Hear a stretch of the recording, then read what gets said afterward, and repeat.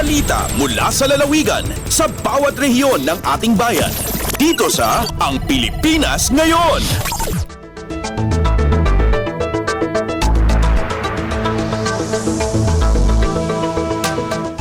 Dumako na tayo sa ating regional news. Unahin natin ang mga balita mula sa rehiyon ng Luzon. Mula sa Lawag, ina ng overseas Filipino worker sa Saudi Arabia na nakaranas ng hindi magandang pagtrato na bunutan ng tinik dahil sa bagong Pilipinas Serbisyo Fair. Ang detalye ng balitang ito mula kay Rani Dorilat.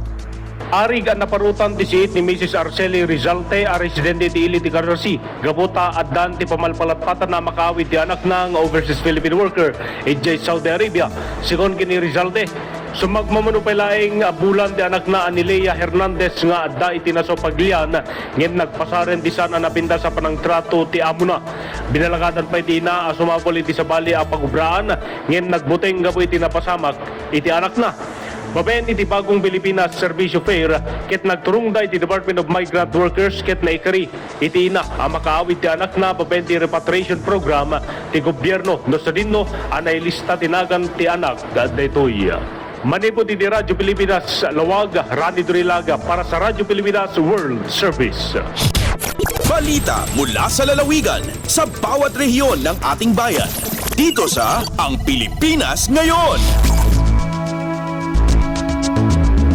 Maraming salamat, Rani. Yan ang ulat mula Lawag. Dumako naman tayo sa Agoo. Pagpapabuti ng serbisyo ng SSS La Union sa pamamagitan ng digitalization sinimulan ng ipatupad. Ang detalye ng balitang ito mula kay Albert Kawile.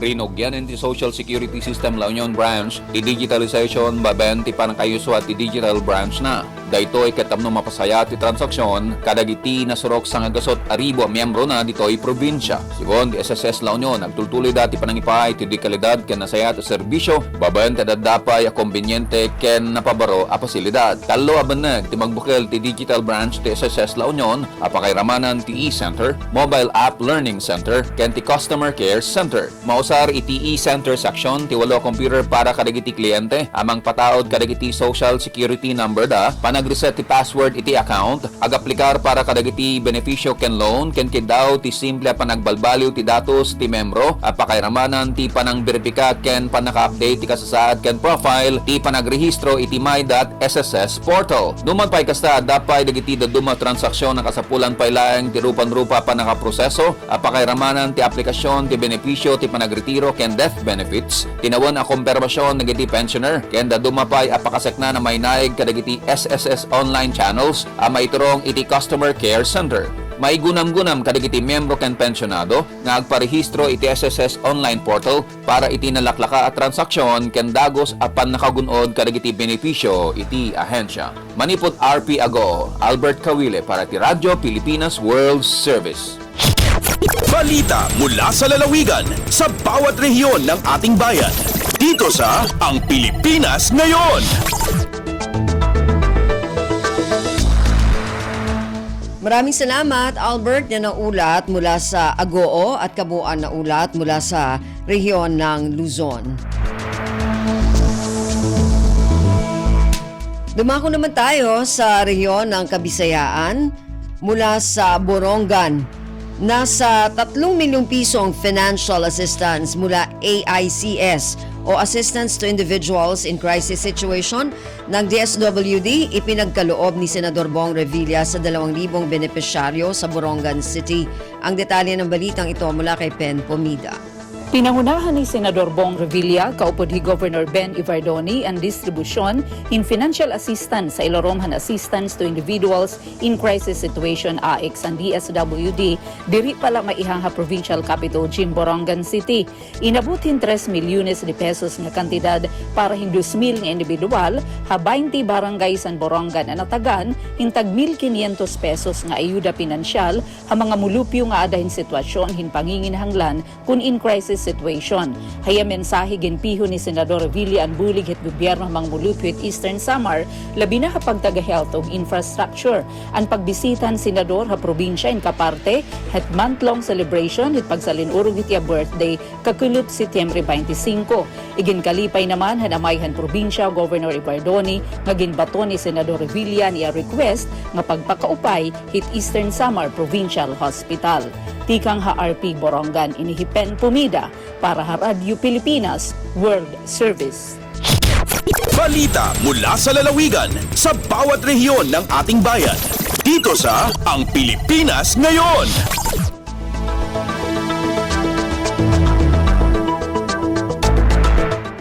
Maraming salamat, Ben. Yan ang ulat mula sa Borongan at kabuuan na ulat mula sa rehiyon ng Kabisayaan.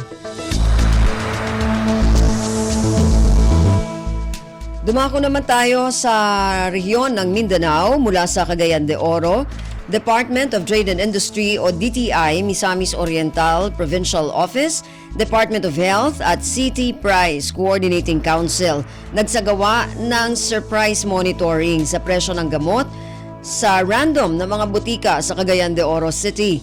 Ang detalye ng balitang ito mula kay Teza Aureliana. Nagpaygayon og surprise monitoring ang Department of Trade and Industry Misamis Oriental Provincial Office, nakipnausab ang Department of Health o ang City Price Coordinating Council sa presyo sa mga tambal sa tulo ka random nga butika ni ining syudad.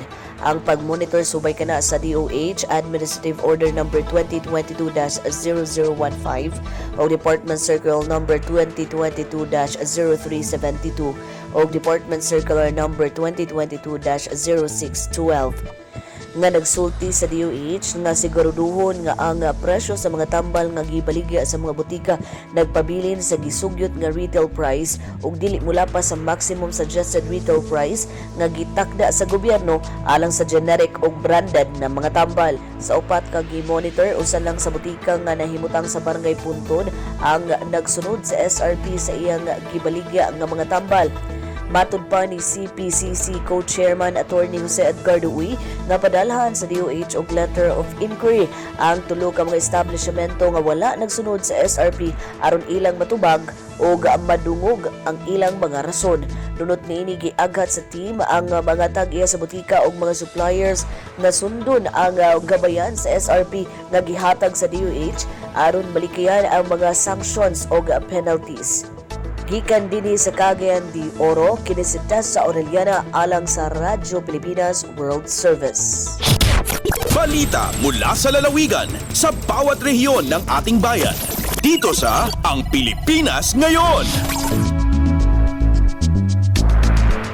Maraming salamat, Tessa. Yan ang ulat mula sa Cagayan de Oro. Samantala, dumako naman tayo ngayon sa Zamboanga. Philippine Red Cross, Zamboanga City Chapter, nagsagawa ng health caravan sa pakikipagtulungan ng City Health Office ng Zamboanga. Ang detalye ng balitang ito mula kay Bless Eboyan. Nakighiusa ang Philippine Red Cross Zamboanga City Chapter sa City Health Office aron sa pagpadayon ug paghimo og health caravan isip parte sa ilang medical mission sa lungsod sa Zamboanga. Gimugna ang health caravan atong niaging Biyernes diin nakapahimulos ang mga residente gumikan sa Barangay Pasunangka sa mismong lungsod.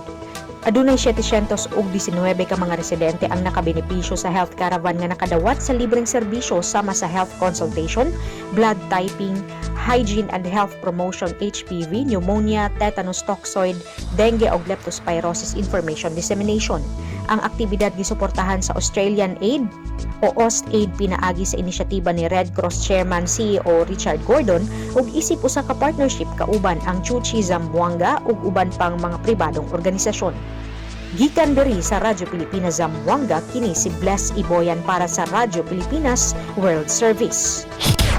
Balita mula sa lalawigan sa bawat rehiyon ng ating bayan.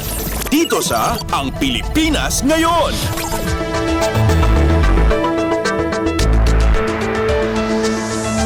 Maraming salamat, Bless. Yan ang ulat mula sa Zamboanga. Samantala, dumako naman tayo sa Iligan. MILG BARMM validators sinisiyasat ang Provincial Government of Lanao del Norte para sa Seal of Good Local Governance. Ang detalye ng balitang ito mula kay Alwidad Basher. Usa na lang kalakang ang lalawigan sa Lanao del Norte nga makadawat sa labing gikaibgan nga Seal of Good Local Governance o SGLG award human ng SGLG National Validation Team mibisita sa Kapitolyong Provincial sa Tubod, Lanao del Norte aron mahimog dugang inspeksyon ug validation assessment sa niaging mga adlaw. Ang validation team gikan sa Ministry of the Interior and Local Government, Bangsamoro Autonomous Region in Muslim Mindanao, MILG BARM, mainitong giabi-abi ni Gobernador Imelda Anguing Gibran sa Dimapuro uban sa mga higtungdan nga pangulo sa mga buhatan ug focal persons sa mga programa ug proyekto sa lokal na kagamhanan. Nagpahigayon sila og mga serye na mga review sa dokumento ug mga interview. Fausia Abdullah ang Director sa Operation Management Services ug Team Leader sa MILG BARM Validator ato sa exit conference mipahibalo kanila ang resulta sa validation base sa mga interview ug documentary review ug on-site validation. Labaw pa sa presensya sa mga pasilidad, mga dokumento ug mga plano ang atong gitan-aw mao ang pagpapasalamat ug pagsabot sa tanang nga atong gihimo alang na mas maayo magpahatod sa serbisyo sa atong mga konstituente. Ingon ni Director Abdullah, ang SGLG mao ang labing prestihiyosong pasindungog sa DILG nga gihatag ngadto sa usa ka local government unit o LGU nga nagpakita sa maayo ug innovative na local governance practices. O ang MILG BARM mi-assess sa performance sa PGLDN base sa napulo ka mga governance areas nga gitakda ubos sa Republic Act 11292 o ang SGLG Act of 2019. Gikan sa RP Iligan, Alwidad Bashir para sa Radyo Pilipinas World Service. Balita mula sa lalawigan sa bawat rehiyon ng ating bayan. Dito sa Ang Pilipinas Ngayon. Maraming salamat kay Alwidad mula dyan sa Iligan at yan naman po ang ulat mula sa rehiyon ng Mindanao. Narinig po ninyo ating regional news para sa araw na ito, kalipunan ng mga balita mula sa iba't ibang rehiyon at lalawigan dito sa Pilipinas.